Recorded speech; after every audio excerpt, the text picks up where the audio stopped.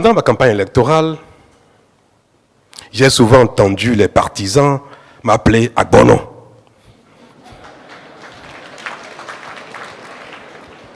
Cela m'amusait beaucoup et me complexait aussi un petit peu. Puis, j'ai dit un jour, après je l'ai répété une fois, je vais vous le dire en fond, non, masolom d'Agbono.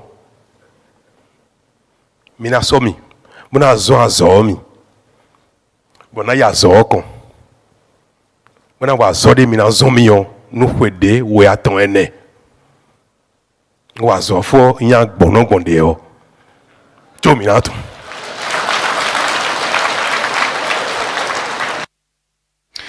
Spécial en 4, Patrice Talon, nous abordons cette semaine spéciale et aujourd'hui, jeudi, regard sur les 4 années, je le disais tantôt, c'est avec le consultant politique Agapit Napoléon Maforican que je reçois avec Latif Boni. Une fois encore, bonjour. Oui, rebonjour Théodile, rebonjour à chacun et à tous. Chroniqueur, bonjour. Bonjour à tous nos téléspectateurs. Oui, bien évidemment, nous sommes avec le consultant politique pour ce regard-là que nous jetons depuis lundi sur ces 4 ans-là de gestion de pouvoir par Patrice Talon. Aujourd'hui, nous allons parler de la gestion des relations avec les acteurs politiques. Bien évidemment que la gestion magistrale, il faut le dire. On le verra avec le consultant. Donc, on avait déjà parlé des réformes politiques, mais dans ces réformes-là, comment les rapports sont gérés par le président de la République avec les acteurs politiques, déjà demandé aux consultants, on va dire, de façon globale, quels éléments indique le nouveau deal que Patrice Talon apporte dans la maison politique au Bénin? Oui, c'est le titre de notre entretien global des échanges de ce matin. C'est Patrice Talon, 4 ans après, une relation magistrale avec les acteurs politiques. Relation magistrale, tout simplement parce que c'était pas si évident. Le Bénin a montré tellement de phases, de séquences, d'épisodes en matière de relations entre des acteurs politiques et le pouvoir politique que il n'était pas évident d'imaginer 4 ans après son arrivée au pouvoir une classe politique aussi cohérente, aussi organisée, même si on est encore qu'au début. On peut dire que cette relation a été suffisamment mûrie par lui-même. Ça fait partie de son projet de société. C'était mûri, c'était difficilement lancé, mais il a su trouver à chaque barrière les contournements nécessaires pour aboutir à son objectif, c'est-à-dire regrouper la classe politique de manière, autant que faire se peut, retoucher tout au moins au mode délétère de désignation, de formation des partis politiques, d'animation de la vie politique par les partis politiques, et donc changer la donne, et un New Deal, on peut dire, un New Deal entre le chef de l'État et de manière générique entre le pouvoir public et les acteurs politiques. Justement, la question c'est comment arrive-t-il quand même à, on va dire, faire taire tout ce qui indiquait avant que c'est pas évident? Comment il arrive? Non, il n'a pas fait taire. Il n'a pas fait taire, puisque, imaginez, il y a 1 an encore, ça râlait dans tous les sens. Parce qu'il y avait ceux qui ne pouvaient pas imaginer et qui se demandaient, mais où est-ce qu'il nous conduit? Et qui jetait à la figure, ici c'est le Bénin. Et ici c'est le Bénin, toujours, c'est le slogan. Ici c'est le même des personnalités les plus respectées, nous lancer ça. En réalité, c'est que beaucoup pensaient que, comme d'habitude, on touche, ça râle, ça bouge, ça s'agite, ça gesticule et on recule. Donc, ils n'ont pas pensé un seul instant, n'ont pas imaginé que ce chef d'État-là a suffisamment de la poigne, de la carrure, de l'envergure, de la stature pour se maintenir dans le rythme. Et malgré moult soubresauts et malgré moult agitations et parfois malgré des cabales, pour ne pas dire des complots, qui ont failli mettre à mal l'unité des populations, le vivre ensemble pacifique que nous connaissons depuis des décennies, ça a failli mettre à mal tout ça. Mais là également, le président a trouvé les ressources nécessaires en lui pour gérer. Donc, quand vous avez pu vous en sortir, comment ne pas dire que c'était magistral. Magistral. Voilà. Alors, l'autre question, et là, ce sont les baignoires qui se la posent. Qu'est-ce qui justifie, en tout cas, cette résistance de la part de ces acteurs politiques qui, malgré tout, maîtrisant la situation, faisaient barrière à tout ce que le président, à cette volonté du président, selon vous? Non, écoutez, vous demandez pourquoi j'ai échaudé très l'eau froide. Non, en politique, c'est une posture. Et je ne cesse de le dire à chaque prise de parole peut-être que tout changement produit des résistances. Ça, il faut le retenir. Et quand vous êtes acteur, ce qui a fait échouer Boni-Aï, ni plus ni moins, c'est les résistances. C'est les résistances qu'il a lui-même mal contenues, parce qu'à chaque fois, il pensait un peu le populisme, qu'on remarque toujours autour de lui encore aujourd'hui. On va revenir là-dessus, parce qu'il fait partie de ces acteurs politiques, dont nous allons peut-être décrypter un tout petit peu le comportement face au pouvoir public incarné aujourd'hui au niveau supérieur par le président Talon. Donc, quand vous regardez la décennie 2006-2016, c'est marqué par bien des ambitions, parce que la manifestation d'énormes ambitions de changer. Mais rien fondamentalement n'a pu. On a défriché beaucoup de terrain, on a touché à beaucoup de choses intéressantes par ailleurs, mais on a pu aller au bout parce que simplement les résistants. Les résistants, c'est ceux qui ont mal, ont peur de perdre des avantages. C'est ceux qui ont peur de perdre leur position. C'est ceux qui ont peur de perdre leurs privilèges. C'est ceux qui sont déjà contenus. C'est ceux qui sont déjà heureux d'être là où ils sont. Ils n'ont pas envie du tout que ça change. Et donc, dès lors, cela empêche tout changement en se disant, mais écoutez, si on regroupe les partis, et moi donc, et mon clan politique, et ce que j'ai créé quand on m'a nommé à tel endroit, est-ce que j'ai encore les moyens, alors que c'est mon fonds de commerce? C'est parce que c'est à cause de ce petit partillon, je ne sais pas comment il faut l'appeler, que j'arrive à m'envoyer me faufiler. Donc voilà comment le mec il réagit. Lui, il n'a pas envie de penser le Bénin droit dans 50 ans, dans 20 ans. Non, c'est pas son problème. Parce que lui, il a d'autres problèmes. Le ventre est autour de lui. Donc, il faut comprendre que les résistances sont inhérentes à tout changement.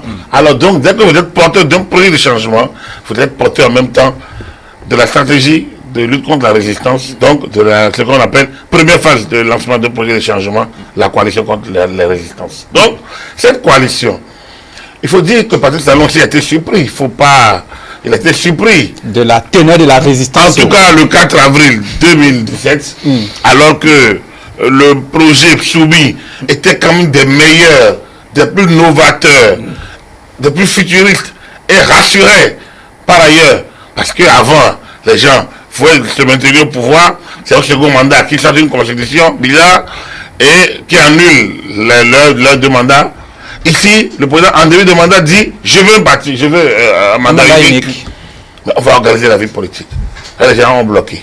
Première résistance. Résistance de taille, le président a compris et il a changé la stratégie. Et je vous le dis qu'à chaque étape, quand il sent un blocage, il contourne le blocage et il position chevée. Ça, c'est l'art de ceux qui maîtrisent la guerre.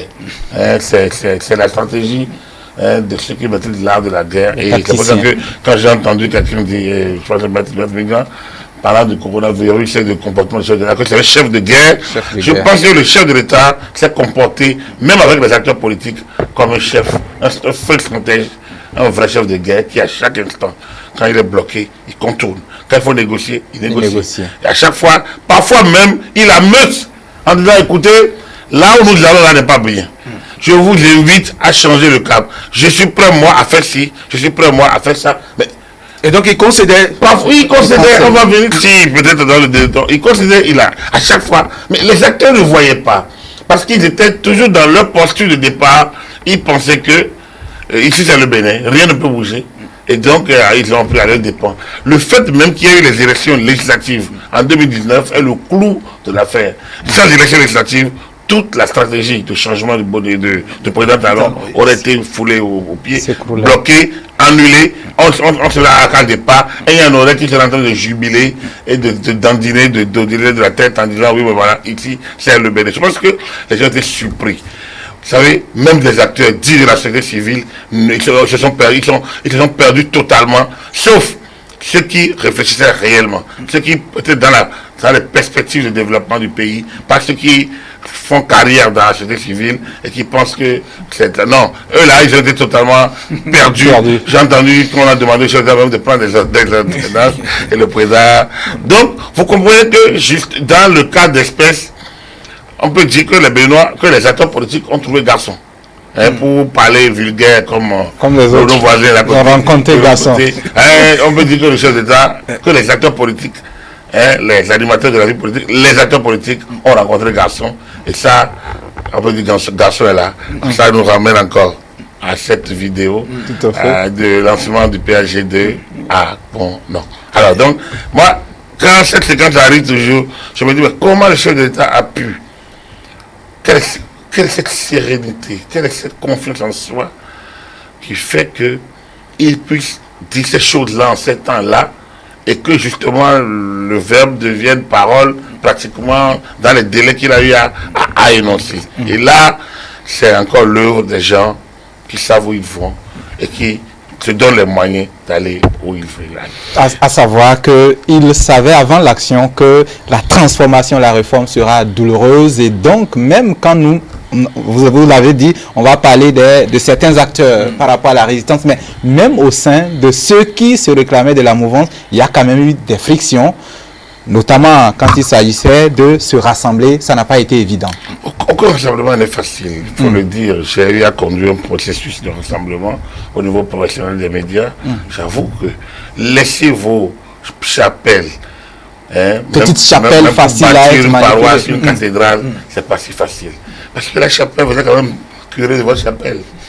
Tout au moins, vicaire, même si vous n'êtes pas curé, vous êtes quand même... ministre de l'Eucharistie.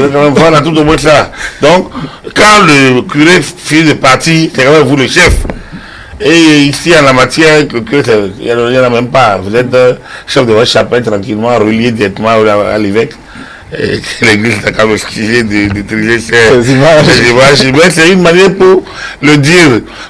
Les gens, ils sont patrons de leurs petites choses, leurs petits machins, ils sont tout heureux. Ils vont aux élections, pas nécessairement pour gagner. Bon voilà, pour exister et ratisser les rentes par-ci, par-là. Et puis bon voilà quoi. Ils existent. Donc, nous n'étions pas dans l'animation de la vie politique, nous étions dans le marchandage du verbe, nous étions dans le marchandage positionnel, et c'est ça. Vous l'avez entendu, vous l'avez vu quand des gens ont démissionné parce qu'ils se sont dit qu'ils ont mal positionné. Et le responsable du parti dit, mais si tout le monde veut rester à la tête, qui va rester à la queue? Il faut quand même présenter. Aucun parti ne pense qu'il allait tout rafler quand même. Même si on va en compétition, c'est pour gagner, pas pour tout rafler. Alors dès lors, il faut quand même des gens pour jouer les petits rôles. Quand même. Donc, c'est du pur égoïsme que de penser qu'on doit toujours être. Or, qu'est-ce qui nous a conditionné tout le temps lorsque nous avons commencé? À chaque fois, lorsqu'on voit qu'on n'est pas bien positionné, on quitte son parti. Donc, on quitte son parti. Et là, c'est ça le mal béninois. Parfait, il est peut-être africain, mais il est plus exacerbé béninois. Et je pense que le président Talon a essayé. Il ne peut jamais le régler d'un clair. Il y a toujours les gens vont dire la résistance, mais être féroce. Quand le résistant constate qu'on l'a contourné, lui-même il cherche à contourner. Donc, c'est un jeu de cache-cache, presque à vie. Les acteurs parfois disparaissent, mais le système se poursuit. Très bien. Réforme du système partisan au Bénin, accouchement difficile d'un réalisme politique.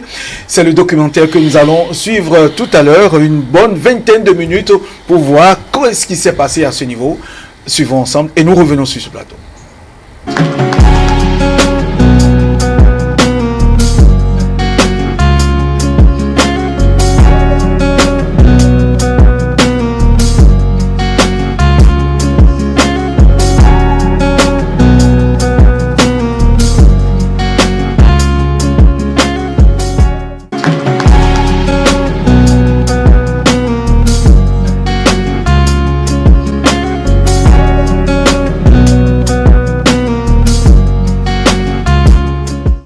La grande révolution intervenue dans le monde politique sur le plan organisationnel est la réforme du système partisan, une nécessité que prévoyaient beaucoup plus tôt certains acteurs politiques.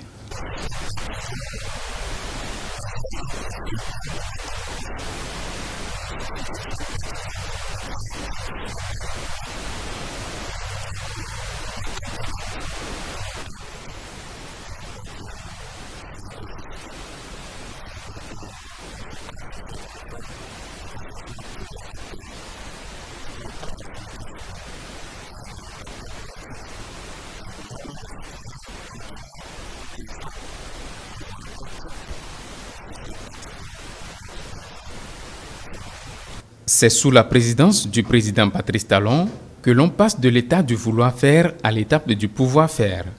En février 2018, s'ouvre à Cotonou un séminaire sur la réforme du système partisan en relation avec la loi portant charte des partis politiques en République du Bénin.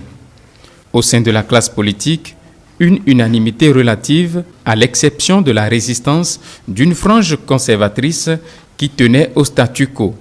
Selon donc la charte des partis politiques, désormais en fait les partis politiques petits ils sont plus comme des petits.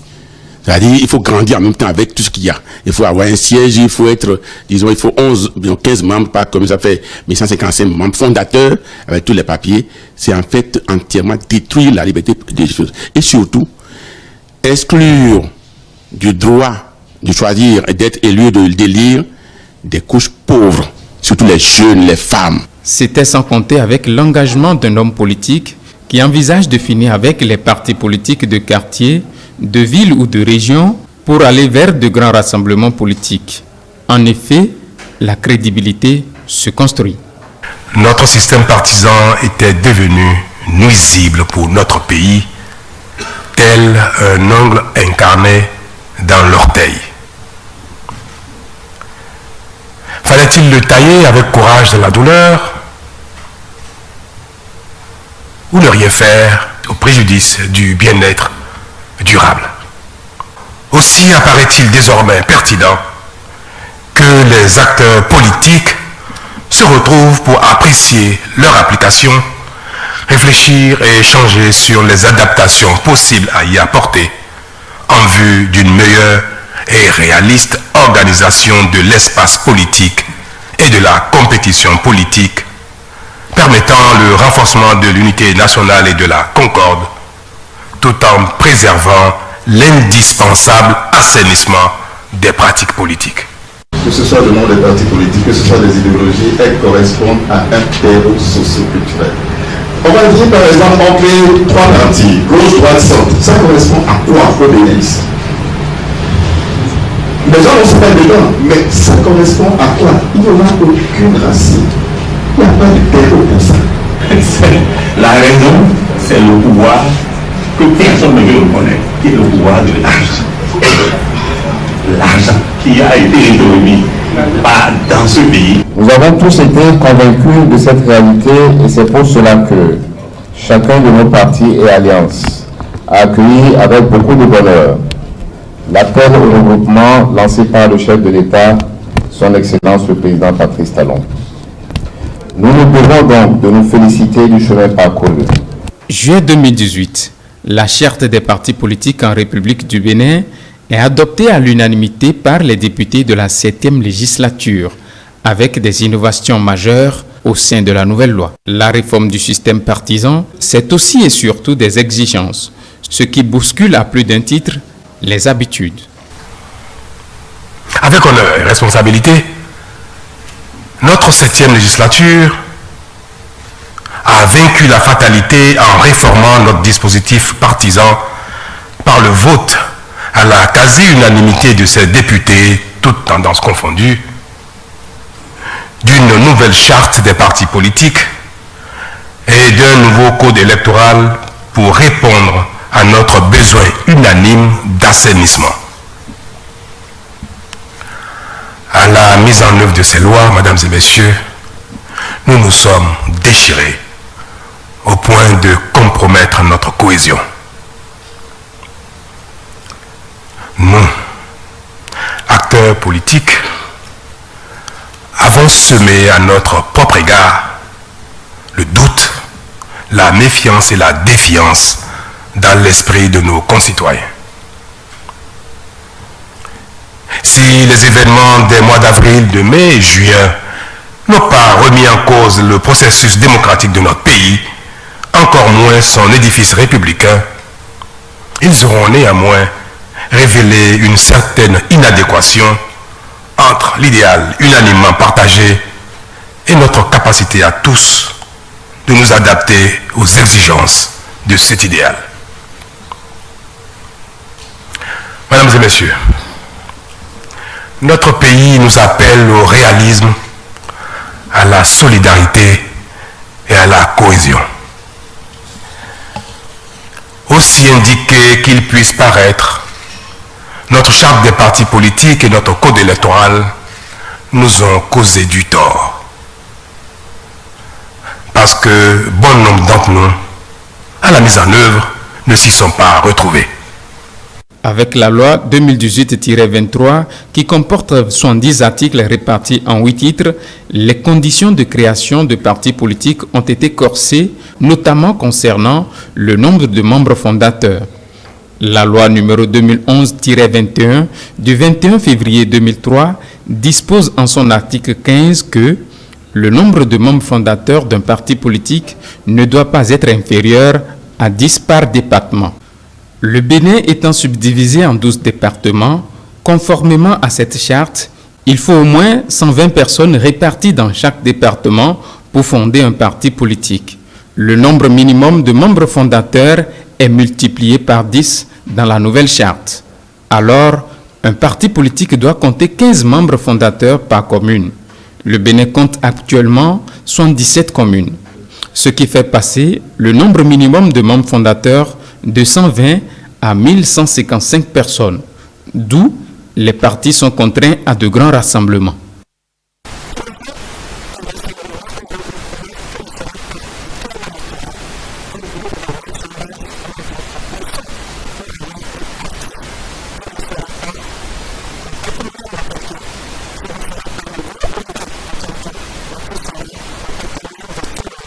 Les éléments de la table ne nous servent pas, ils ne servent pas le développement. C'est ce que je vais affirmer. Ça ne nous sert pas et ça ne sert pas le développement. C'est que nos partis politiques, la lecture que l'on fait aujourd'hui, en les multipliant, sont devenus non seulement des clubs électoraux, mais des partis claniques, des partis de village locaux. Si cette inflation des partis politiques peut être source de vitalité démocratique, non seulement qu'elle n'a pu produire le résultat escompté, mais elle engendre plutôt des partis départementaux, des partis régionaux, des partis ethniques, des partis d'arrondissement, bref, des partis de famille. Mon avant-dernière signature pour venir ici, c'était pour donner naissance à un parti politique. Mais là, pour les partis qui vont créer un jeu politique, il y en a pas 10. Vous prenez chacune des sélections que nous avons eues depuis 1900, je laisse au référendum depuis 1991. L'essentiel du jeu se fait entre les 4-5 premiers.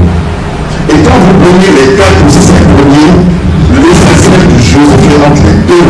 Nous avons une habitude dans notre pays, c'est à la veille des élections qu'on fabrique les lois et on taille à la mesure. On finit les élections, on garde ça. Mais quand on parle d'améliorer la gouvernance démocratique, c'est à travers ces documents comme nous appelons le code électoral, parce que un pays ne peut être stable que s'il fait des élections transparentes. En tant que législateur, notre rôle est de faire en sorte que la politique qui gouverne notre pays, la politique partisane, puisse accompagner les ambitions de développement. On a réfléchi et on a jugé nécessaire de retoucher cette charte des partis politiques afin qu'elle puisse accompagner nos ambitions de développement. Le samedi 30 novembre 2018, le parti Union progressiste a été mis sur les fonds baptismaux à Cotonou. C'était à l'occasion du congrès constitutif qui a réuni près de 8000 délégués venus de toutes les localités du pays. C'est le tout premier parti politique à se conformer à la nouvelle exigence légale en vigueur au Bénin. Nous avons osé dire publiquement que notre système partisan est malade. Nous en avons dénoncé les insuffisances et les tares. Et pendant des années, nous n'avons fait que déplorer la situation sans rien entreprendre. Mais à présent, nous avons décidé de passer à l'action, d'agir, de prendre nos responsabilités et de ne plus écouter les éternels sceptiques immobiles sur le pouvoir. En cela, nous avons raison. Bientôt, ils vont nous féliciter et nous acclamer. À travers ce nom, nous indiquons deux choses majeures. D'abord, quand on parle d'union, c'est que l'on reconnaît qu'il s'agit de diversité. Une diversité qui concourt à la qualité des décisions, à la qualité des hommes et des femmes nourris par la synthèse des débats d'idées, des arguments, des positions.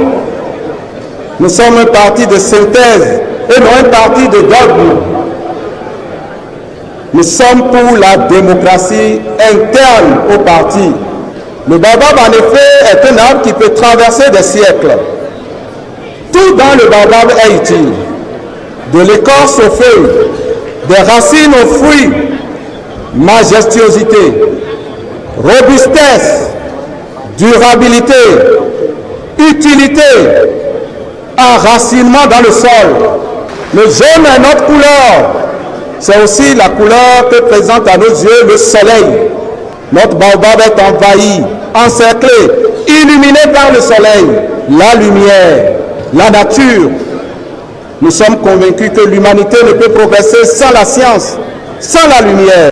Une semaine plus tard, soit le 8 décembre 2018, un autre parti politique a vu le jour à Parakou, à environ 400 km au nord du Bénin. Il est né de la fusion de plus de 158 formations politiques, mouvements politiques et alliances de partis. Son emblème, un cheval blanc cabré dans un Bénin à fond vert. Il a pour nom le Bloc républicain. Je voudrais me permettre d'adresser au nom de tous les camarades qui ont œuvré jour et nuit pour la concrétisation de notre rêve commun, dire toute la gratitude du peuple militant au président de la République. Jour après jour, je découvre et apprécie avec beaucoup de bonheur les qualités managériales du président Patrice Talon sur une scène politique que je croyais avoir entièrement connue, notamment en ma qualité de journaliste et d'acteur. En décidant de tenir le présent congrès ici à Parakou, le Bloc républicain veut lancer dès sa création un message plein de symboles. Ce message, c'est le message de son ambition de promouvoir la cohésion et l'unité nationale. Le choix du lieu qui abrite notre congrès, je veux nommer, s'il était encore utile, la place dédiée à la mémoire de notre héros national, Biok Guéra, en est une illustration. Un renouveau qui nous permettra à terme de laisser un pays où la bonne gouvernance sera la référence, où tous les citoyens seront fiers et heureux de dire oui, je suis béninois, je suis républicain et pourquoi pas, je suis progressiste. Partez dans tous les hameaux du Bénin et dites-leur que le cheval blanc cabré dans le Bénin vert, c'est désormais le logo du parti qui est né ici à Parakou et qui grandira pour aller dans toutes les communes du Bénin. Et ce n'est pas pour rien que les 77 communes sont présentes ici à notre congrès constitutif. Dans cette grande famille que nous constituons, vous autres du Bloc républicain, nous ne sommes pas seulement de la même famille, nous sommes des jumeaux. Nous sommes des jumeaux et dans certaines cultures, quand les jumeaux naissent, ce n'est pas celui qui est sorti le premier qui est le grand frère, c'est celui qui est sorti le dernier.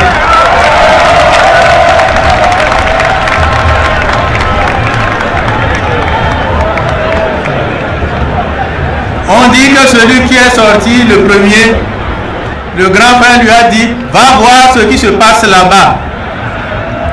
Et quand tu auras vu, moi je vais venir. Mais qu'est-ce que nous avons vu? Nous avons vu un pays en doute. Nous avons vu un pays qui s'interroge. Nous avons vu un pays qui commence à douter. Et nous nous sommes dit, quand le grand frère sera là, nous allons nous mettre ensemble pour ôter le doute, pour bâtir le pays, pour établir la stabilité. C'est pour ça qu'aujourd'hui nous sommes très heureux de votre arrivée. Le grand frère est là. Et nous allons faire en sorte que les populations se rendent compte que les meilleurs sont regroupés au sein de nos deux blocs, au sein de nos deux partis. Nous allons faire en sorte qu'ils se disent, les anciens que nous avons connus, qui ont fait des merveilles, qui ont construit ce pays, ces anciens-là sont encore de retour. Baba Tunde. En avril 2020, le Bénin compte 12 partis politiques à existence légale, contre environ 200 partis politiques avant les réformes. Les partis de l'opposition qui étaient des résistants sont devenus des résolus. La leçon est claire, il faut d'abord exister sur le plan légal avant d'agir et d'opiner pour se faire entendre. Avant cette loi, les partis politiques étaient présents et signaient les procès-verbaux dans les bureaux de vote. Aujourd'hui, certes, ils peuvent être présents, mais ils ne signent plus les procès-verbaux. Personne ne doit avoir peur, parce que le chat est là pour attraper les souris. L'organisation des différentes élections est une preuve que la classe politique béninoise est astreinte au grand rassemblement politique pour plus d'efficacité. Pour preuve, la constitution des dossiers de candidature pour les élections communales, l'atteinte des 10% du suffrage exprimé aux élections et le système de parrainage des candidats pour l'élection présidentielle en disent long. Plusieurs innovations sont apparues dans la charte des partis politiques et dans le code électoral. Il convient donc que toutes les parties impliquées dans la gestion du processus électoral soient mises au même niveau d'information et aient la même compréhension de ces textes de loi. En effet, certaines dispositions du cadre juridique régissant les élections sont inédites. Il s'agit notamment de la certification des procès-verbaux de compilation des résultats, de la prise en compte de la notion de 10% des suffrages au plan national dans l'attribution des sièges, de la confection des enveloppes en matière inviolable ou des enveloppes utilisées autrefois et qui, pour être scellées, nécessitent l'usage de la cire. Par ailleurs, ces nouveaux textes législatifs confèrent à la Sénat plus de responsabilités dans la mise en œuvre des droits politiques du peuple souverain. Ainsi, le législateur a décidé de confier désormais à la Sénat la mission du suivi et du financement public des partis politiques. Lever tout équivoque de compréhension sur les innovations apportées aux deux lois évoquées. Au-delà de tout calcul politique, le Bénin reste et demeure une nation-école en matière de démocratie.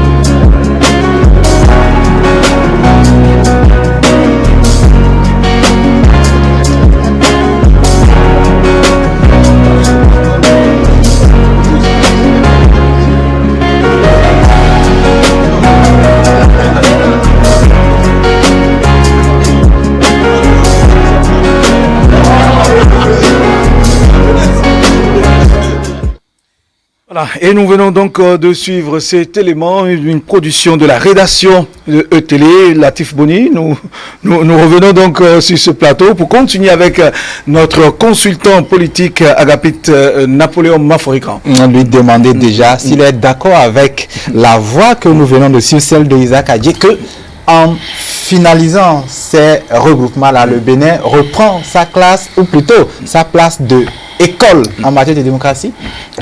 C'est trop tôt, c'est péremptoire à mon avis.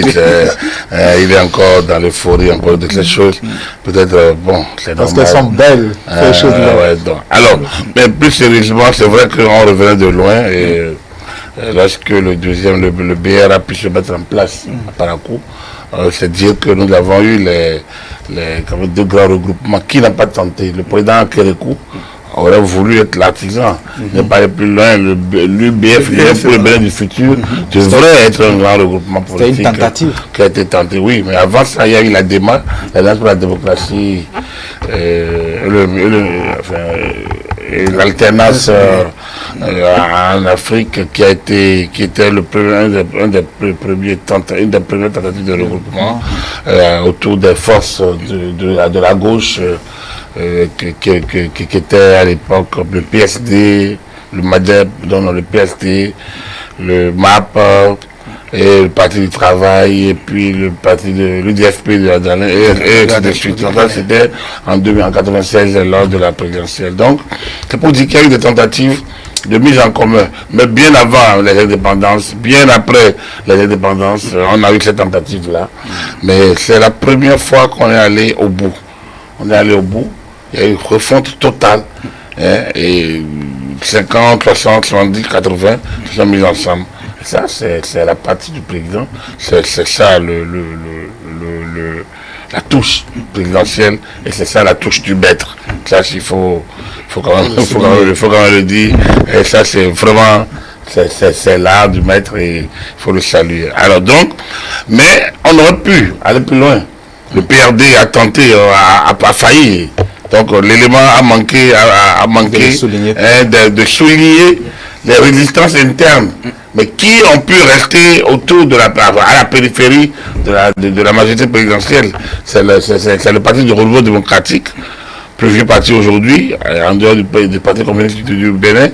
Donc le PRD qui a tenté, qui a failli aller aussi dans le grand regroupement et qui s'est rétracté, tout comme l'UDBN, voilà, et avec Madame Présidentio, tout comme le parti de Valentin Oudé et l'alliance UDD, après DUD, qui aurait pu se retrouver aussi ensemble avec des blocs. Donc, il y a quand même quelques visages, quelques partis, quelques personnalités qui avaient tenté, qui ont commencé les conseils, qui progressivement se sont retrouvés et ont rebroussé chemin. Pourquoi ont-ils rebroussé chemin?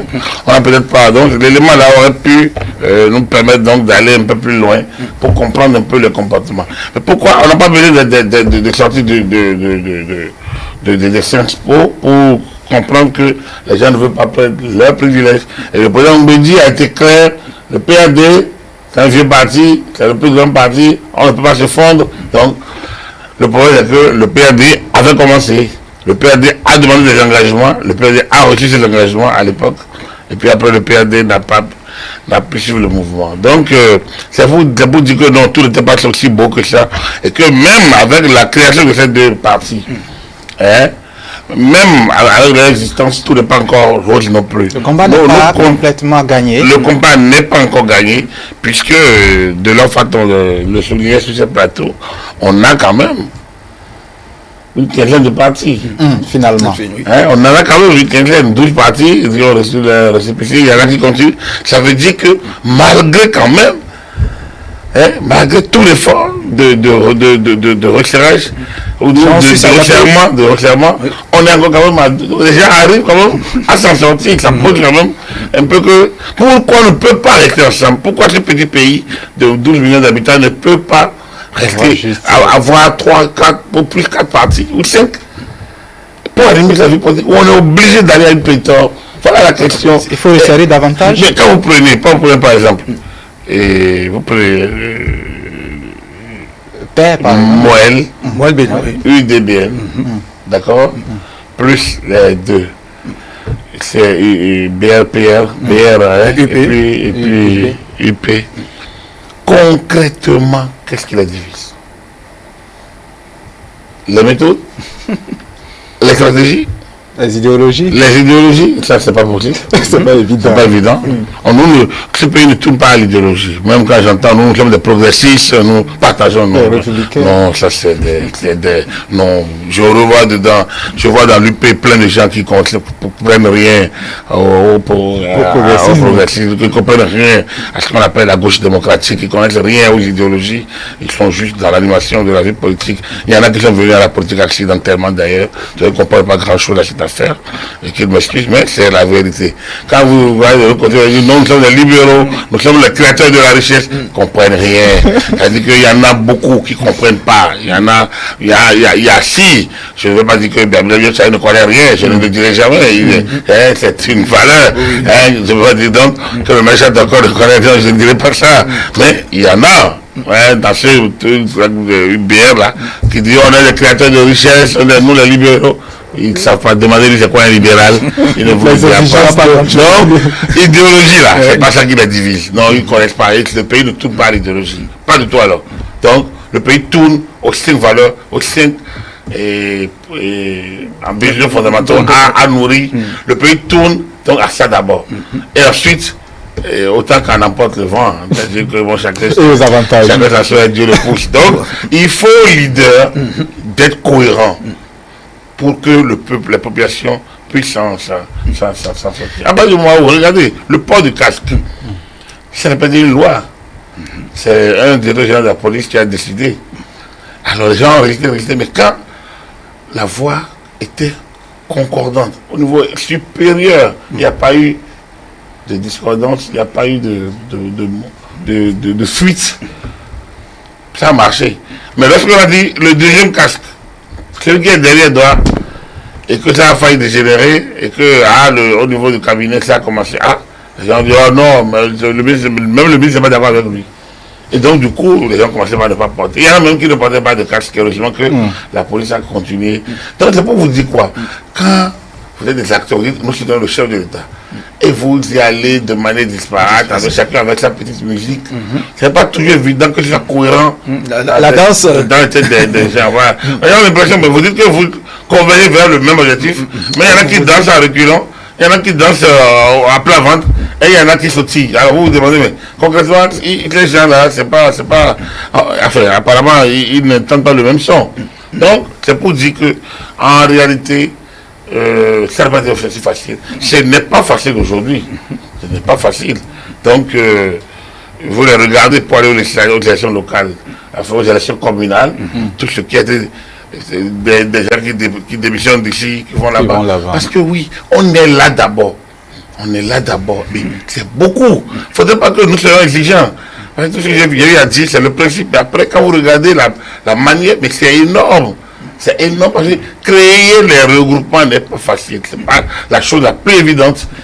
Pas du tout alors, parce que les gens veulent rester chefs de leur petite cathédrale et chapelle. Voilà comment ça se... Il faut dire alors que dans ce lot, il y en a qui ont eu du mal. Cet élément n'a pas parlé des partis qui n'ont rien compris au dispositif. Non, il y a eu dans la mise en œuvre de ce nouveau système partisan, dans ce nouveau cadre du système partisan, il y a des partis qui n'ont rien compris à rien. Ils sont perdus. Parce qu'ils sont tellement restés dans l'ancien système qu'ils n'ont pas compris. Il y en a qui ont participé au processus de vote. Mais après, à la mise en œuvre, ils n'ont rien compris. Et ils n'ont rien compris, et c'est ça, la difficulté que nous avons eue lors des législatives. Ils en sont pris à la Cour constitutionnelle par rapport au certificat de conformité. Et comme j'ai eu à le dire plusieurs fois, la Cour a péché par excès de pédagogie. De pédagogie. Voilà, vous vous rappelez. La Cour a péché par excès de pédagogie. Parce que, avec ou sans cette disposition de la Cour, les gens étaient obligés de démontrer qu'ils étaient en conformité au regard de la nouvelle loi. Donc, si on dit, comme je l'ai dit une fois, Il faut être béninois. Si vous ne mettez pas votre certificat de nationalité, vous n'êtes pas béninois. C'est clair. Je suis désolé. Donc, la pièce pour dire que vous êtes béninois, c'est votre certificat de nationalité. En tout cas, une pièce qui prouve. Si vous ne mettez pas la pièce, vous n'êtes pas béninois. Donc, en tout cas, vous n'avez pas fait la preuve que vous êtes béninois. Dès lors, à partir du moment où, pour aller aux élections législatives, il faut être parti politique. Si vous n'êtes pas en conformité avec la nouvelle charte, vous n'êtes pas parti politique. Les gens disent non, que c'est en mars, le dépôt des dossiers c'est en février, mais oui. Mais il faut que les élections seront lieu en avril et qu'en mars, le délai de 6 mois, pour que vous restiez parti dans le cadre de l'ancien texte, va échoir. Et donc, en plein processus, vous n'êtes plus, vous changez de statut. Vous étiez parti légalisé, normalement, et entre temps, vous devez partir non grata sur l'arène, donc, à partir non qualifié sur l'arène. Ça fait désordre. Donc, on s'est dit, qui peut le plus, pour le moins, autant, dans la preuve, ça aurait pu, à défaut d'être compris, être mieux négocié. Mais il y a eu. Donc, cet élément manque cet épisode parce que c'est ça qui a failli faire dégénérer le processus électoral l'année dernière. Un autre élément qui n'a pas été suffisamment suivi, c'est lorsque ces partis, justement, la plupart se regroupent dans le camp de l'opposition. Mais il y a des partis qui relèvent de la majorité présidentielle également, qui en ont eu pour leur compte. Mais notamment dans le cas de récépissé, c'est beaucoup plus, il me semble, c'était FC, il avait l'UDBN même. Tout à fait. Il y avait l'UDBN qui n'a pas bien digéré non plus ça. Ça n'a pas bien non plus. Donc, vous comprenez donc que ce n'est pas seulement dans le camp de l'opposition qu'il y a eu cette situation. Même dans le camp présidentiel, il y a eu des partis qui n'ont pu se mettre à jour, tout simplement parce qu'ils n'ont pas compris. Ils se sont laissés avoir au dernier moment par le nouveau cadre et surtout, les gens sont restés collés à cette affaire de récépissé, non.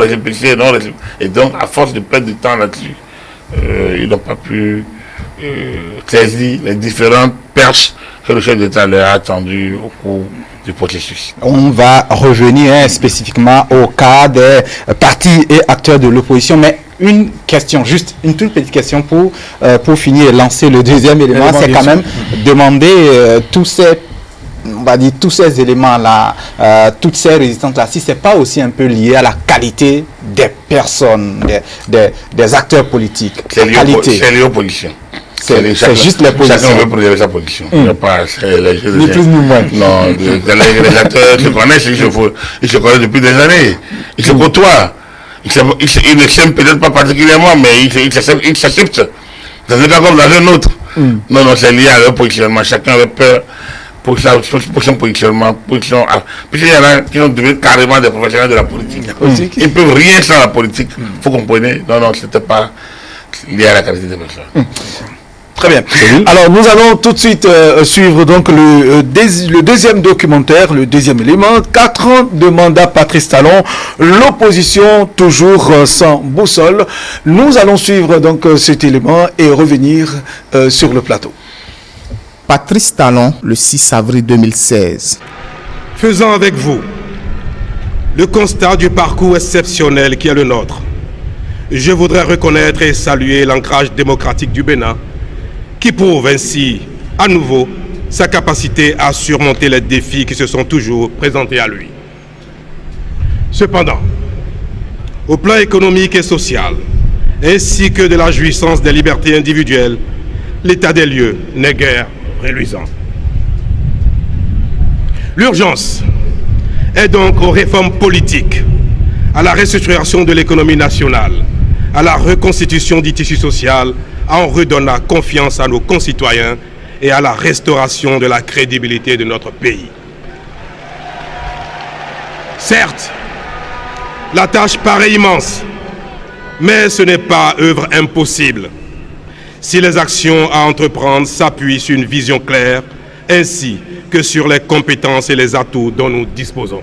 Face à un peuple désespéré et soif de développement, l'homme devenu président de la République exprime sa détermination d'apporter un nouveau souffle à tous les secteurs de l'économie presque en agonie. Il promet défendre et de sauvegarder la démocratie pluraliste, accent sa politique sur le nouveau départ, les droits fondamentaux de l'homme et les libertés publiques restent ses objectifs principaux.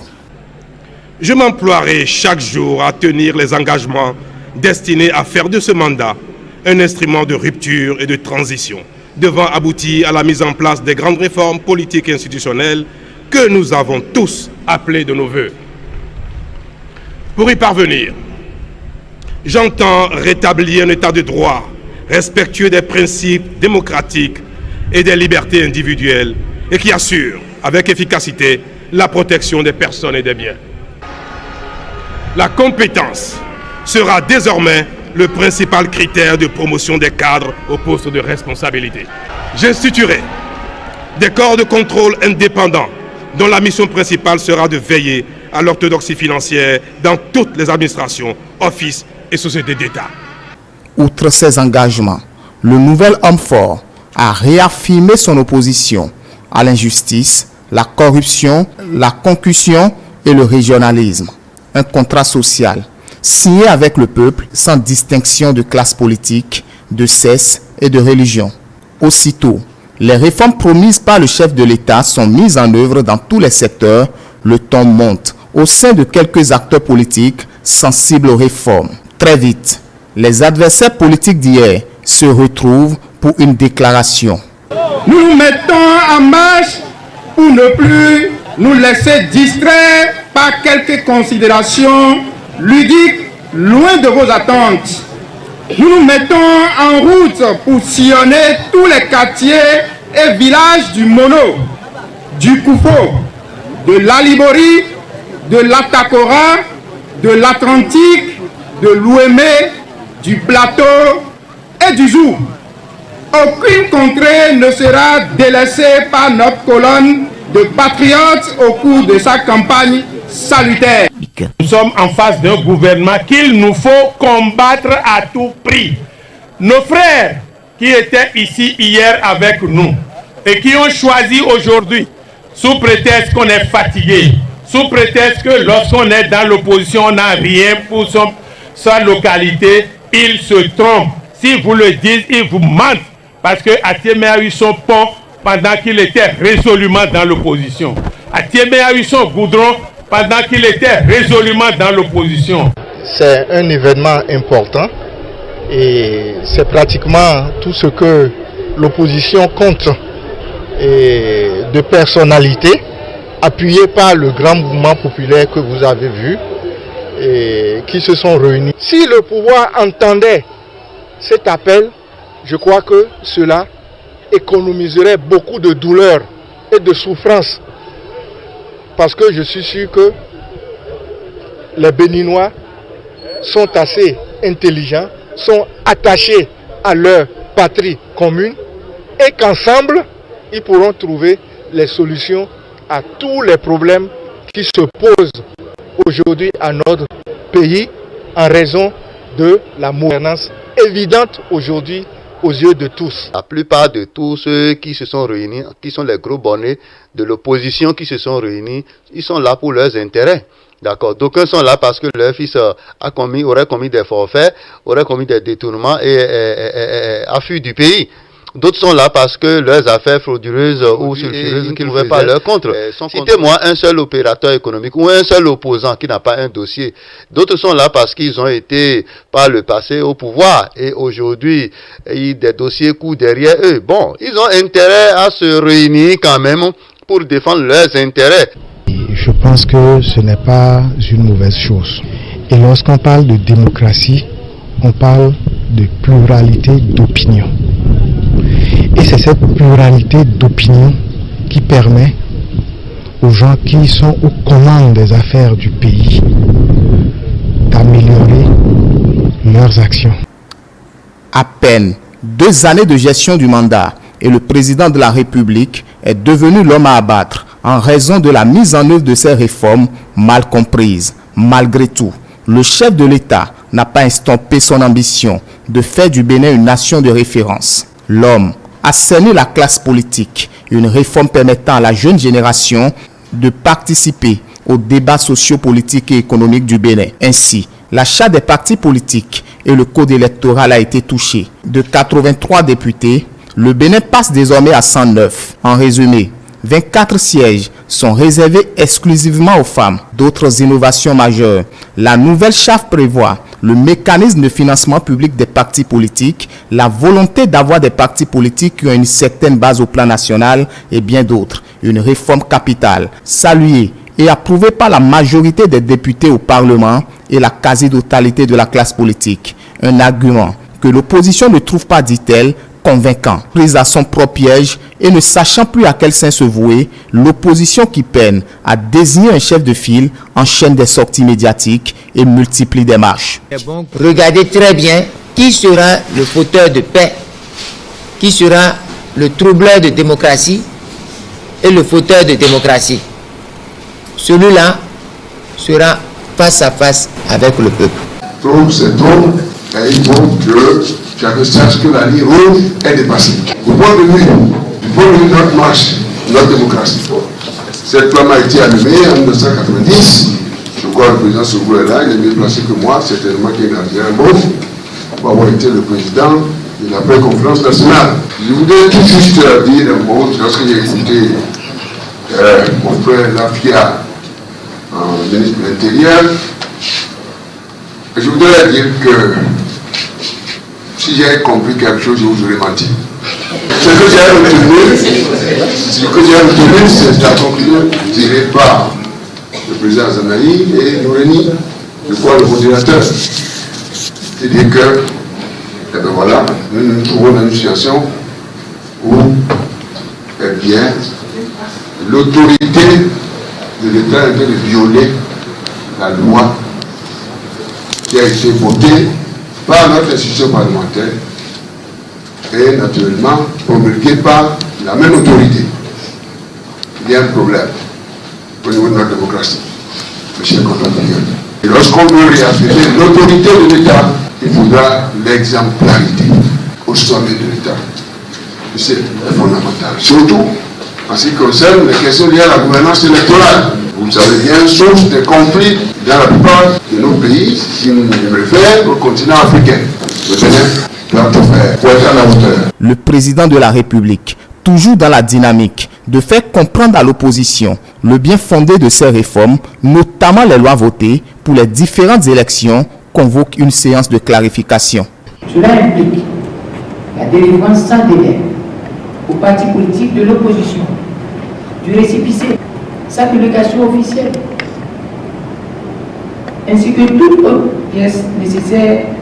Cela implique également, vu la réalité de ce qui se passe, la délivrance du titus fiscal soit faite à tous ceux qui en ont fait la demande et qui sont à jour vis-à-vis de l'administration fiscale. La loi traduit une volonté, traduit un esprit, une pensée, traduit un besoin, un objectif. Et nous savons très bien que nous avons dit dans la réforme que nous voulons que les partis soient représentatifs au plan national, que ce soit plus des partis de quartier, d'une commune.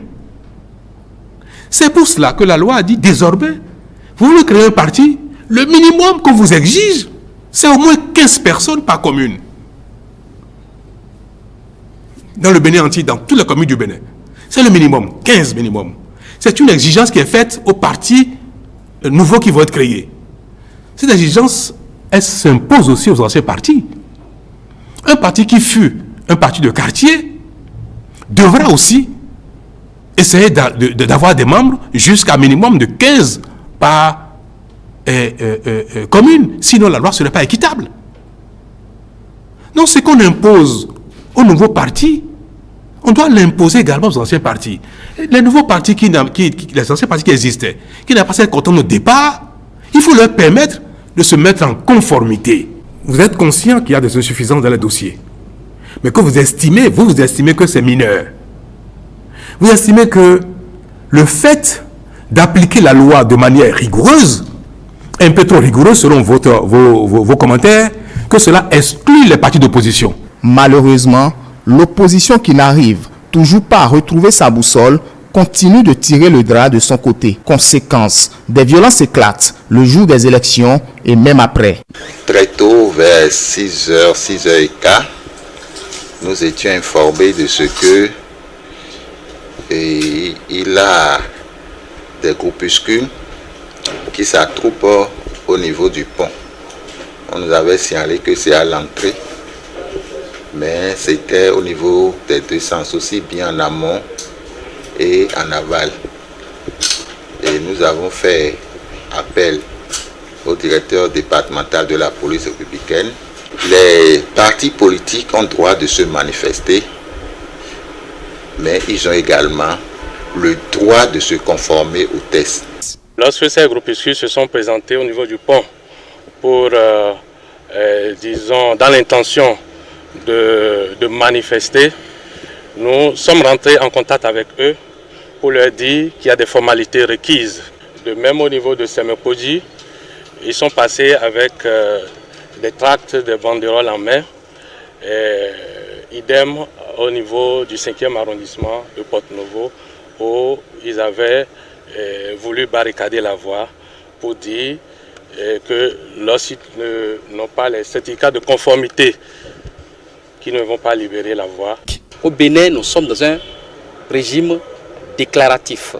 Lorsque vous voulez faire une manifestation, vous devez faire la déclaration. Et ceci 3 jours francs avant. Lorsque vous ne faites pas cette formalité, ça devient un attroupement et tout attroupement est passible de peine privative de liberté. Et le code pénal l'a d'ailleurs prévu en ses articles 237 à 241. Les jours les plus inoubliables restent le 1er et le 2 mai à Cotonou. L'objectif sûrement est de faire échec à l'autorité légitimement élue. Malgré tout, le chef de l'État joue à la carte d'apaisement. Permettez-moi de vous exprimer ma gratitude et ma reconnaissance pour votre disponibilité. Votre présence vous honore et honore le Bénin entier. Elle est la preuve que nous sommes capables de surmonter nos incompréhensions, nos divergences, nos frustrations, nos révoltes et même nos bagarres pour nous retrouver afin de préserver ce que nous avons en commun, la patrie. C'est aussi la preuve que nous sommes capables de reconstruire ensemble ce qui est abîmé, au sacrifice de nos intérêts individuels et de nos égos. L'objectif de cette rencontre de cet après-midi étant donc d'échanger avec vous sur les voies et moyens devant permettre dans les plus brefs délais de conférer à chacun le statut juridique politique lui permettant de participer formellement aux débats et aux compétitions politiques. À la prochaine étape, c'est tous les partis politiques régulièrement constitués qui seront invités à nos échanges pour évoquer et convenir ensemble des retouches nécessaires à apporter à la charte des partis politiques et au code électoral. Sans repère, l'opposition tente de soutenir ces actes, mais le chef de l'État n'a pas cessé de justifier le bien fondé de ces différentes réformes. Le processus électoral relatif à la 8e législature de notre pays vient de s'achever. Il aura été l'aboutissement d'une réforme majeure, difficile, à la fois souhaitée et redoutée, la réforme du système partisan. Cette réforme était souhaitée parce qu'elle était attendue de vieille date, autant par les citoyens, la société civile que par les acteurs politiques, pour redonner confiance aux uns et crédibilité aux autres quant à l'importance de l'impact du système partisan sur la qualité de la gouvernance du pays. Elle était redoutée parce que, inévitablement, elle remettrait en cause les acquis des acteurs d'un multipartisme débridé que nous avons cultivé depuis bientôt 30 ans et qui est la cause principale d'une mauvaise gouvernance, source de notre sous-développement. C'était donc en soi une réforme risquée. Fallait-il l'engager au risque de générer toute controverse? Fallait-il au contraire y renoncer, la renvoyer sinon à plus tard, du moins au calendrier grec, alors que l'impérieuse nécessité d'accélération du développement socio-économique de notre pays en dépend aussi? Mes chers compatriotes, depuis 3 ans, convaincus que nous ne pouvions continuer à nous satisfaire de notre situation critique à bien des égards, je vous ai invité à l'effort et vous ai engagé sur la voie de réformes indispensables à notre développement. Elles paraissent parfois impossibles, inopportunes, mais sont nécessaires au progrès. Elles sont difficiles, oui, mais à force de courage, nous les réussissons progressivement et nous finissons par en reconnaître la pertinence et l'opportunité. Les résultats déjà obtenus sont évocateurs à plus d'un titre. Je n'ai jamais eu de cesse de les considérer comme des victoires collectives, car je sais la part importante que chacun de vous y prend. Je sais quels sacrifices chacun consent. Notre pays n'a en réalité pas d'autre choix. Il est tenu et doit se révéler à lui-même par la rigueur dans la gestion et la soumission à ses lois. En cela, la classe politique a un rôle majeur à jouer et doit servir de modèle. C'est mu par cette conviction et porté par cette foi fervente que j'ai soutenu l'initiative de la réforme de nos pratiques partisanes et électorales, rassuré qu'à force de persévérance dans l'action, nous parviendrons à des résultats durables. Cette réforme, je la savais délicate. Je sais cependant qu'elle est nécessaire à notre progrès économique et social durable, car si nous ne risquons rien, nous n'aurons rien de mieux. J'avais conscience que parce qu'elle a vocation à bousculer nos acquis et habitudes, à ébranler nos certitudes, cette réforme occasionnerait des querelles politiciennes. Nous nous y sommes courageusement engagés, mais certains d'entre nous n'ont pas su faire preuve de sagesse, de mesure et de patriotisme. Leurs actions ont été d'une violence inédite. Cette épreuve-là, autant elle aura été rude, autant elle devra nourrir la naissance d'un nouvel idéal. En effet, nos incompréhensions, nos heurts, nos contradictions et même nos dérapages ne doivent pas avoir pour conséquence de nous ancrer dans l'immobilisme et dans nos travers.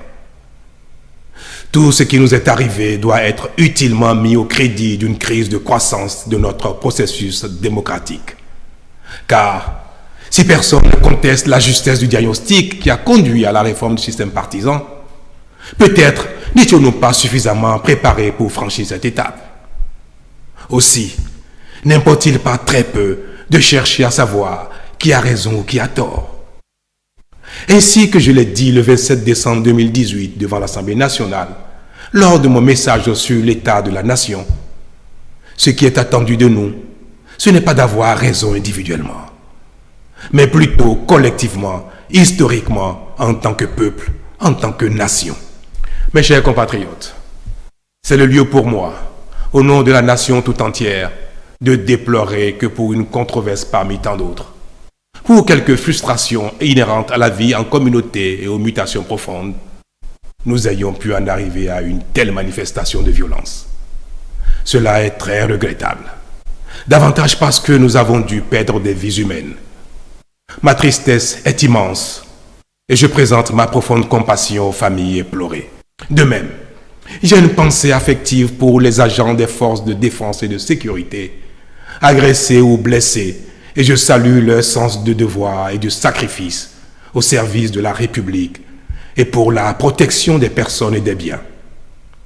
Je n'oublie pas ceux qui ont perdu des biens de toute nature. En somme, notre pays aura payé un lourd tribut et cela ne doit plus jamais se reproduire. Cette épreuve-là, elle doit nous unir davantage et nourrir notre marche vers le développement. C'est pourquoi je remercie chaleureusement tous ceux qui, individuellement ou collectivement, ont œuvré au retour de la paix. À ce propos, je voudrais inviter le nouveau Parlement qui vient de se doter de son bureau à se mettre résolument au service du Bénin entier. Je l'invite à jouer son rôle avec panache pour démentir les suspicions légitimes qui ont pu naître à son égard et apaiser les craintes qu'il suscite.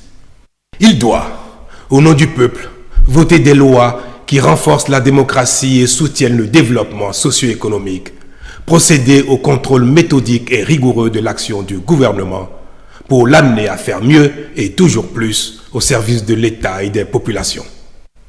Je l'invite tout particulièrement à rassurer l'opposition politique en procédant à la relecture responsable de la charte des partis et du code électoral pour les actualiser en tenant compte des réalités de l'évolution de notre pays. Des réformes qui ne tirent que leur source du projet de société du président de la République. 6 avril 2020, soit 4 ans après, le chef de l'État s'engage résolument à sauvegarder la démocratie et l'État de droit. Quant à l'opposition, elle se cherche toujours, preuve qu'elle doit retrouver sa boussole pour mieux s'orienter en vue de convaincre le peuple pour les prochaines échéances électorales qui s'annoncent plus grandes. Retour ici sur le plateau, ces 4 ans-là, ces 4 ans se célèbrent donc en pleine organisation, pratiquement préparation pour les élections communales. Alors, la question, c'est reprendre le titre de l'élément. Est-ce que l'opposition est toujours sans boussole? Elle ne commence pas déjà par, on va dire, se faire à la réforme? Ah non, la question n'est pas de savoir si l'opposition se fait ou ne se fait pas à la réforme. Quelles sont sa capacité d'adaptation? Absolument. Quelle est son emprise sur la réforme? Quelle est sa partition dans la réforme? Quelle est sa vision de la réforme? Et quelles sont les perspectives? On a besoin d'une opposition, absolument. On a besoin de parler d'opposition qui anime la vie politique, qui nous amène des alternatives aux actions du gouvernement. Ce qui n'est pas le cas aujourd'hui. Nous avons des personnalités qui attaquent, qui injurient, qui critique, qui n'amène pas qui ne propose pas l'alternative. Et s'il n'y a pas l'alternative, il ne peut pas avoir. Donc c'est ça. Aujourd'hui, on va vous dire, oui, mais bon, vraiment, il n'y a pas d'opposition parce que. Mais c'est le mal de tous les régimes. D'abord, dès qu'un nouveau parti, un nouveau président s'installe, il y a ces forces qui s'allient autour, et il y a des autres qui sont dehors qui veulent aussi revenir. Donc, c'est quand les gens se fâchent progressivement qu'ils deviennent opposants.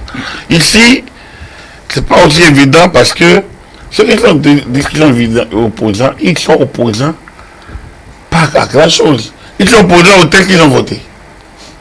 Ils sont opposants parce qu'ils demandent aux chefs d'État de faire marche arrière, alors qu'on est en plein processus électoral où le dispositif ne relevait plus du chef d'État, mais des organes en charge de ces réformes. Donc, le président ne pouvait plus. Et lorsqu'il a demandé à l'Assemblée nationale d'aller faire son travail, l'Assemblée s'est perdue.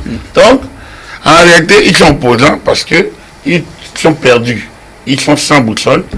Ils n'arrivent pas à savoir concrètement comment ils peuvent s'en sortir. Aujourd'hui, vous regardez un parti comme les FCB, c'est illustratif. Il faut un parti qui a passé longtemps à créer qu'on l'a écarté de ci ou de ça. Certains membres disent non, cette fois-ci, et au moment où on leur ouvre la brèche, ils se murent encore dans leur position, dans leur radicalisme ambiant. Et lorsque certains disent non, on ne peut pas jouer ce rôle, on dit ah, ils ont vendu, ils sont achetés, ils ont vendu le parti. Et voilà. Donc, déjà, ils n'ont pas. Le seul souci, c'est de bloquer le système, faire en sorte que ça ne marche pas pour qu'ils disent que, ah oui, voilà, le président Talon, il est incapable de ci, il est incapable de ça. Donc, on n'a pas une opposition vertueuse. On n'a même pas une opposition organisée. On n'a pas d'opposition. On a des individus qui ne sont pas d'accord avec le régime parce qu'ils ont des intérêts qui n'ont pas été assouvis. Parce que, sinon, en pleine réforme du système partisan, vous devez être d'accord avec moi que normalement l'opposition doit prendre sa place. D'autant que la charte de l'opposition a été revisitée et aujourd'hui le statut de l'opposition au Bénin, le chef de file de l'opposition est quand même religieux. Donc pourquoi tout le monde voudrait être avec le chef d'État? Il faut une opposition organisée qui lui propose des alternatives qui parfois lui propose des idées. On a le PCB qui est là, mais bon, qui est un peu une opposition particulière parce que le PCB reste le PCB toujours dans sa position. Alors, aujourd'hui, l'opposition s'incarne autour du président Yahi. C'est dommage. C'est bien dommage parce que quel est le projet porté par le président Yahi? Quelle est l'alternative que représente le président Yahi lorsqu'il a fini ces 10 années au pouvoir, où il a fait peu pour ce qu'il a pu, mais on connaît quand même bien les résultats des choses engagées. Quelle est l'alternative autour du président Yahi? Il faut regarder le président Soglo, les deux frères, un tandem. Ce document a manqué aussi par péché, par l'absence de séquences intéressantes de l'animation de la vie. Donc, aujourd'hui, Adim le projet qui? Le président Soglo. Le président Yahi. Mais comment interprétez-vous leur comportement, un peu avant les élections, et quand même ils étaient des personnalités qui devraient conseiller, appuyer le président Patrice Talon, mais tout au long de la... Il a choisi un camp, il a choisi une posture. N'oubliez pas, je pense que ce documentaire, ce petit document a oublié Jeffa. Vous voyez, en réalité, les relations du président Talon et l'opposition, il faut remonter peut-être à Jeffa. Et peut-être un peu avant les élections, le rejet. Le rejet de la brèche ouverte par Patrice Talon à l'Assemblée nationale notamment. De projet de constitution. De la Constitution. Oui. Donc, à ce niveau, c'est des postures qui ont rejeté. Ce n'est pas la raison. C'est la passion, c'est la posture, c'est le blocage systématique. Il n'y avait aucune raison. Donc, même les scientifiques, j'ai lu très peu de critiques. La méthode, on dit non, il veut faire un passage en force. C'est quoi on appelle passage en force? En démocratie. Les gens ont été consultés. Bref, on ne va pas revenir en arrière. Donc, à ce niveau-là déjà. Et après, n'oubliez pas que la création du BMP, bloc de la majorité présidentielle, est venue comme une sorte de coalition du chef de l'État contre les autres. Ça veut dire que les autres se sont braqués. Parce que c'était ouvert à tous. Tout le monde n'a pas été. Tout le monde n'a pas voulu y être. Parce que très tôt, les gens les ont braqués. Soglo et Talon, Yahi. Et donc, cette situation, cette bipolarisation est restée. Soit il faut avec Soglo, soit avec Talon, soit il faut avec Yahi. Et donc, certains qui sont redevables à Yahi ne voyaient pas autre chose que de rester et donc d'animer la contre-vérité et autres.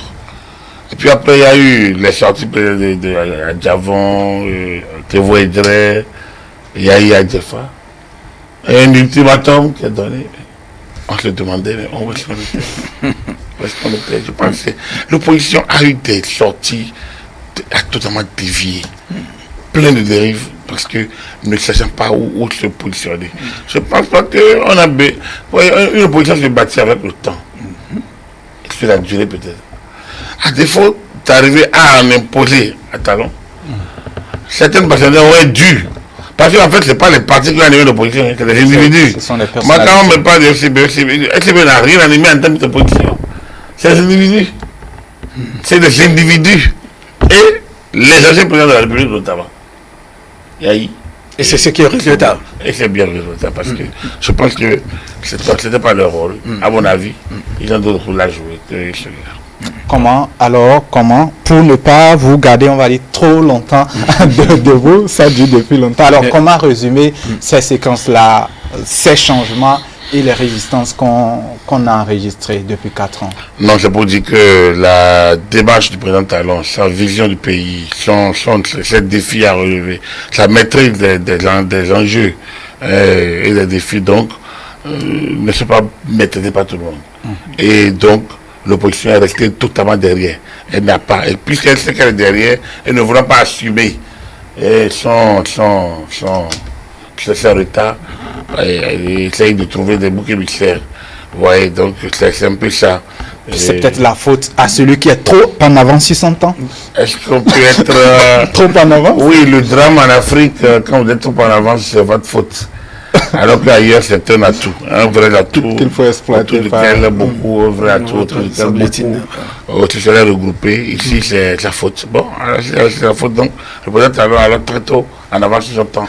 Mais dans un pays exemple comme notre pays, dans un continent à problème, regardez, nous, pour la manière dont tout le monde retient son souffle par rapport à la crise du coronavirus, à l'Afrique, si cette affaire devient générale, on est perdu. Donc, c'est pour te dire quoi? Nous avons le devoir de nous prendre en charge, de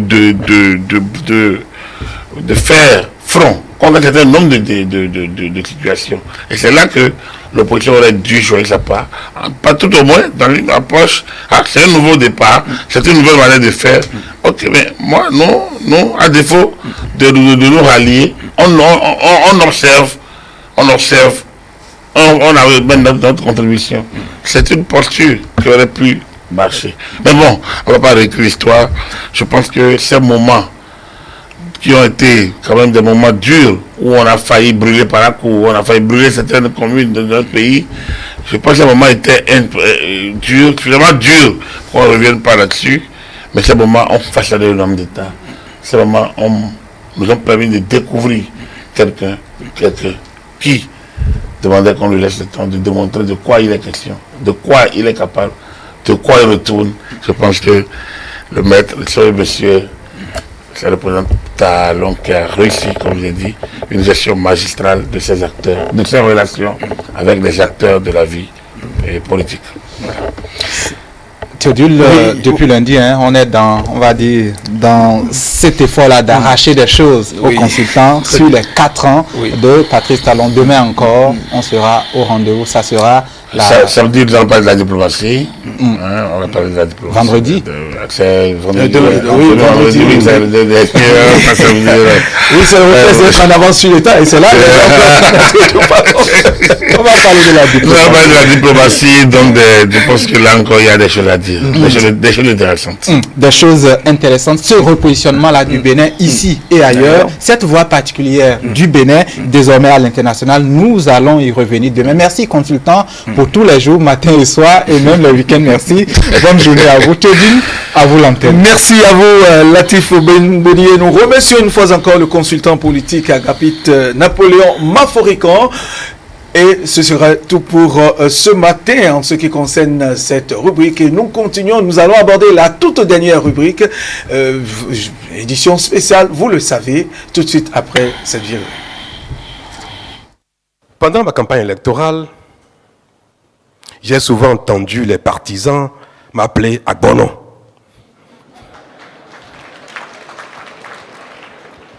Cela m'amusait beaucoup et me complexait aussi un petit peu. Puis, j'ai dit un jour, après je l'ai répété une fois, je vais vous le dire en fond, non, masolom d'Agbono. Mina somi, muna zomi. Bona ya zoko. Muna wa zode mina zomion, nous fwede we aton ene. Wa zofo nya Agbono gondeo. Jo mina to.